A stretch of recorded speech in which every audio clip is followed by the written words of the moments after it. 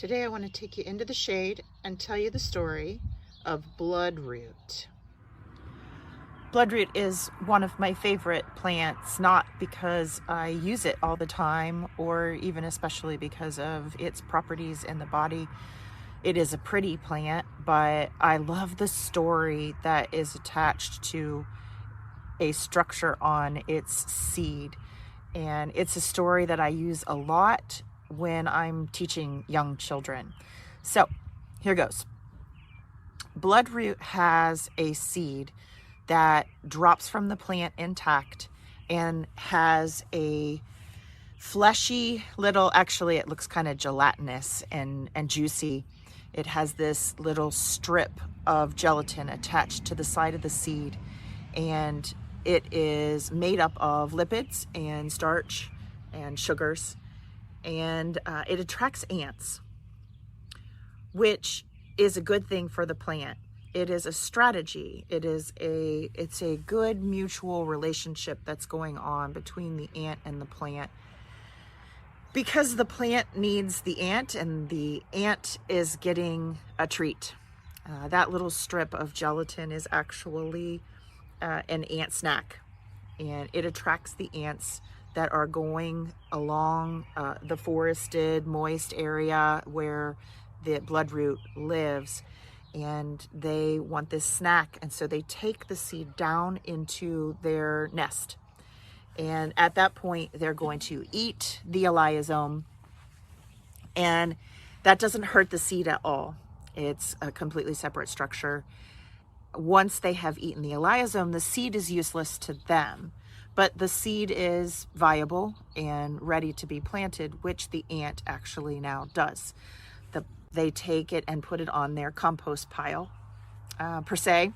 This is where in their ant hill, they have a space where they would put waste materials, and it is the most fertile area. And they drop the seed off there because now it's waste. It's not necessary to them. But what it has done for the plant is, one, it takes the seed and removes it from the possibility of being eaten by slugs or mice, which will consume the whole seed, and it's gone, and it can't be planted or used at all. So it protects the seed from getting eaten. And two, it takes it below the ground and actually plants it so that a new plant can grow. Really, really cool. I love this. I love this example of such a perfect partnership of one entity getting something and neatly doing exactly what the other entity needs it to do. And when I wanted to talk about it today, I found myself, I've actually deleted this video like 4 or 5 times now, because I found myself speaking about this relationship in the old way that I learned to talk about it in university. So as a plant scientist, I have always talked about the Eliasome as an adaptation. And there is absolutely evidence of plants adapting over the centuries. We see good adaptations. We see adaptations that we have affected as humans.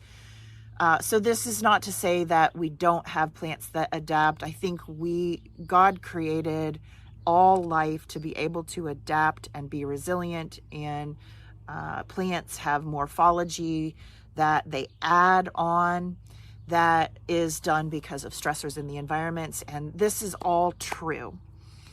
But in the case of the Eliasome, we have something else really interesting going on. The Eliasome structure that we see on seeds is actually this really interesting moment of tension between creationist scientists and mainstream science that now defines itself as seeking answers without any recognition of a creator God. And so I learned science underneath the latter. I learned science where we are coming from a place of evolution. All life happened as an accident. It arose out of nothing. It started as a single cell, and it has diversified from there. But as I have always been raised with a relationship with God, and as I have deepened my experience and understanding of God, I have looked deeper into creationism science and the issue of whether we believe the Bible to be true and we read it as true, or whether we read it as cute fables that are teaching us moral lessons and are disconnected. Now, obviously, you should have picked up by now that I am reading the Bible and I am looking for truths in it for our health. I am reading it literally. I am reading it as its place in history. I am reading it as a moment in actual time. So if we look at the Eliasome here from a standpoint of, I have to not find myself using language that is embedded in that evolutionary worldview. So is the Eliasome, as is suggested, is it an adaptation? Now, on that side of the wall, we have scientists believe that the Eliasome arose about 10 million years ago. And that's when they can find, as far as I can gather, they have found very limited evidence of plants that have this adaptation on their seeds in the fossil record. Very, very rare is it to be found at all. If you can imagine, this is a starch structure. It doesn't last very long. It gets moistened with water, it dissolves, it crystallizes, it changes. It's not something, it degrades with fungal help or bacterial help. So it's not something that stays around forever and ever. So it would be very difficult to find evidence of this over the long haul. It would be difficult to see it as a structure that just arose in a certain point in time. So the belief is that the Eliasome is a new adaptation around 10 million years. And currently we can see about 111 species that have this seed structure. And there's the potential to believe that there may be upwards of 240, 250 species that just haven't been analyzed or seen yet. So, in fact, I'm sitting in front of one of them, that there's another one in my garden that has an Eliasome, and that's the violet, another really interesting plant. And maybe I'll talk about some of its stories on another day.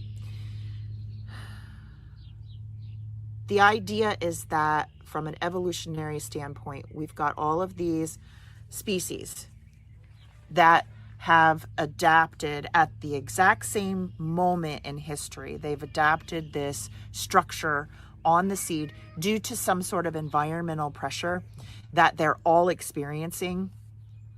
And they all kind of accidentally have this, they have this adaptation that occurs, because when we talk about plant adaptation, it is through genetic variability. So we have crosses that are happening, and one in what's around me, I've got one violet that's white and one violet that's purple, and this is these are different variations of the original design of the violet.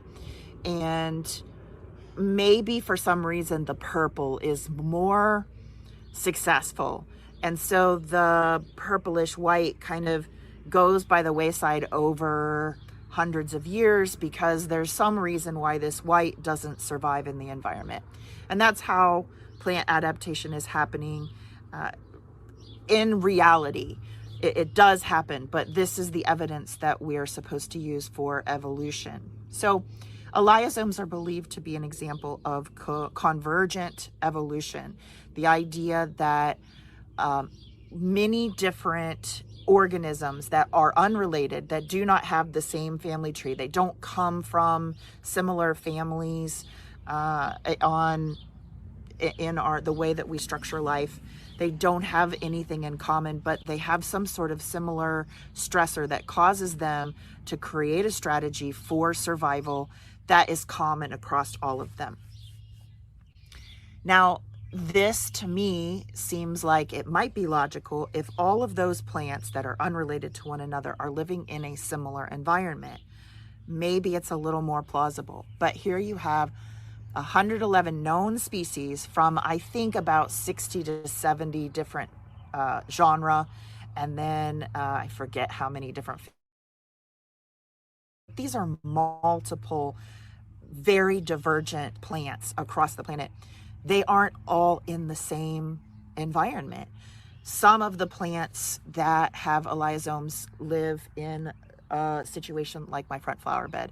They're maybe dappled shade, they need low fertility soil, they're moist, they have predators that come to that area and they're dealing with that, and they have access to ants that are interested in feeding on this treat.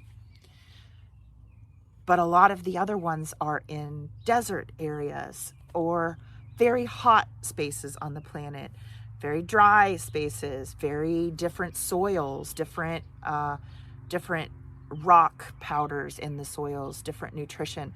So they are not in the same environment. They're not acting with the same sort of stressors. They're all getting different stressors. And yet we're supposed to accept rather, that somehow across the world, in all of these different environments, these very different plant families, species, arise with the same accidental genetic variation that becomes successful, and they all move forward, and now we have all of these plants with Eliasomes. They're using a strategy that's similar. Now, convergent evolution in evolutionary thinking and mainstream science is supposed to be even more of an evidence that evolution is real. My problem with it is that it actually begins to fall apart more and more. It just mathematically doesn't make sense. When I was in university, I was also expected to believe that the way that we know the phytochemicals that are found within plants and how they're able to be used in the body, and which plants are used for the liver and which plants are used for headache and which plants help with your arthritis, was trial and error. If you think about the number of species of plant that are on this planet, just of what we know,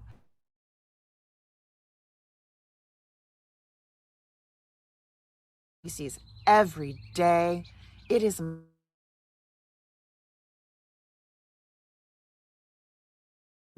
and one plant kills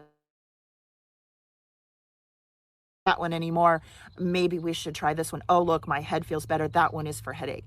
The mathematical possibilities of either of these arguments just doesn't wash. So I kept looking for something in the fossil record that I could hold on to in trying to reason through what the Eliasome is. Is it a recent adaptation? Is it somehow a good argument to hold on to this idea of convergent evolution? Or is it creative design? Is it intelligent creator design? Which is what my instinct is. And that's why it was so difficult when I sat here to start talking through this video. My instinct is that this is really clever design.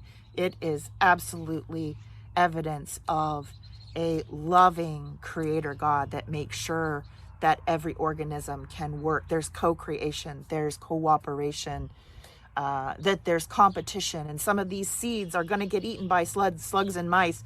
And some of them are going to survive because an ant comes along and takes it down into the burrow. I feel like my gut says that that's the truth. But my science background and education wants to use words that actually speak. When I speak about adaptation, I'm speaking about evolution. I'm not talking about a creator God anymore, because evolution cannot be evolution. We were taught that evolution can actually act at the same. You can hold both of those things in your hands. You can hold a creator God and evolution, and you can't. It is not possible. We can definitely look scientifically at our world and recognize that plants are intelligent, that all of life was given the ability to adapt and change and be resilient without needing evolution. So anyway, I did find a recent discovery of it's a plant. Oh gosh, it's now extinct. Lycopsid. It's a lycopsid, and they found it in.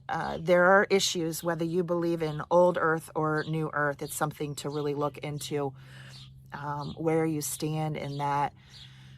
But I think that it's probably generally accepted that there are problems with carbon dating. But they found this lycopsid Eliasome still intact in the fossil record, and it was dated to 280 million years ago. And here is this starch structure, this sugar structure, still viable, still capable of harvesting cells from it so that it could be studied, supposedly 280 million years ago. And it defies all scientific understanding of how this structure could have been maintained. Just like we've seen some things, we've seen keratin still soft in skin and feathers recently. We've found DNA coming out of bones that was not possible. We're seeing things that bust this idea of a really, really old Earth happening all the time. And the Eliasome is actually another incidence of this sort of tension with what we believe and what we strongly hold as the beginning point of any science that we do.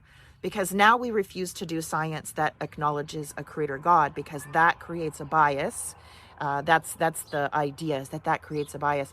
Now we are starting with a bias that there is no creator God, and that evolution is an accepted truth, and we start from there. And so what we find is an attempt to somehow shoehorn everything that we find at the end of our theorems into where we started. It has to somehow align with the truth that we believe we are acting from. Science, when it's done with an awareness that there's a creator God, goes out and seeks and is curious and analyzes and is wrong sometimes, and learns new things. But at the end of the day, when we find the empty space where we no longer know how to go any further, we find God. We don't find our own gray matter. That is a different science. It's a different science that I want to practice and that I practice daily. I love science. I think science is a relationship with God. So this is the Eliasome. I think because of some of what we're seeing in the fossil record now, I think we have more evidence that the seeds that are being laid down in the fossil record are actually it happened much sooner, much sooner ago, not as long ago as millions and millions of years, because it's not possible for these cells to still be viable. And it does support more of an idea of a catastrophic event that happened somewhere in the last several thousand years, as opposed to 280 million years ago. So the Eliasome has been something that plant structure fascinates me. This is one that just is really, really cool. And it's so interesting to me now that as I dig deeper into the word and as I'm trying so hard to look through the world that I have around me with my science background intact, armed with what I know to be true, and do both of those things at the same time, I'm finding this struggle that I didn't anticipate. Today was really, really difficult. And I'm telling a story that I've told hundreds of times before in front of elementary students and in front of garden clubs. And it's always been fascinating to me, but I realized today, I was convicted when I started speaking, that I was speaking with language that was coming from a belief system that I didn't hold. I could feel the dissonance, and it was so hard to produce this. But I hope that the story of this plant is encouraging to you, interesting. I just think plants are so cool. Plants were here, if we're reading the Bible as truth, plants were here at day 3. They were one of the first things that God created. They are the foundation for plants, for humans and animals. They breathe out the oxygen that we need for our environment. They are, I believe, gifted and endowed with a level of intelligence that we don't understand, or that we have ceased to seek and understand, because it's either this woo-woo place and magic and magical realism, or it is occult and unscientific. But I hope to reveal more of that. I think the more you study plants, the more you will see not just their intelligence, but an intelligent designer behind it all. So have a really awesome day. I hope that God blesses you today and always. And I hope that, I pray that you return to read and study along with me tomorrow.